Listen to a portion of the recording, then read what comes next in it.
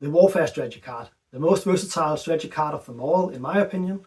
It has two primary abilities. The first one is that you can remove one command token from the game board, and then you gain one command token. And note here that if you decide to play the Warfare strategy card before you have any command tokens out on the game board, then you cannot gain a command token. I don't know why you would ever do that, but if you want to check out this special rule, then I have put a link to the Living Rules reference in the description below. And the other primary ability is that you can redistribute any number of command tokens on your command sheet. So let's have a look at some practical examples of how to use this card. The Warfare card has multiple uses. You can, for instance, move the same fleet twice in the same round, so you can gain control of another system.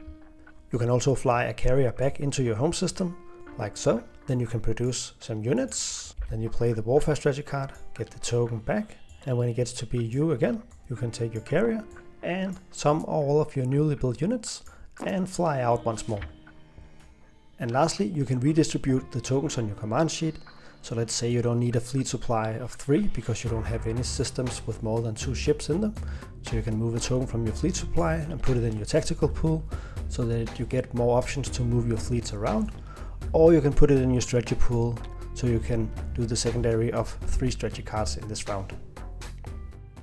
The secondary of Warfare says, spend 1 command token from your strategy pool to use the production ability of one of your space docks in your home system. So when another player decides to play this card, then you get to produce up to the maximum number of units on one of your space docks in your home system.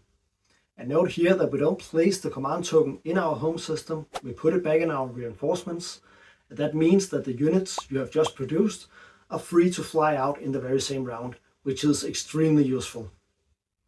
And if you're playing a faction who has other units with production abilities, just like the Arbreak who has infantry with production 1, then that ability is not activated on the secondary of Warfare.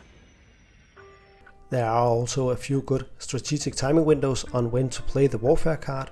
You can play it when one or more players are low on resources to limit their unit production.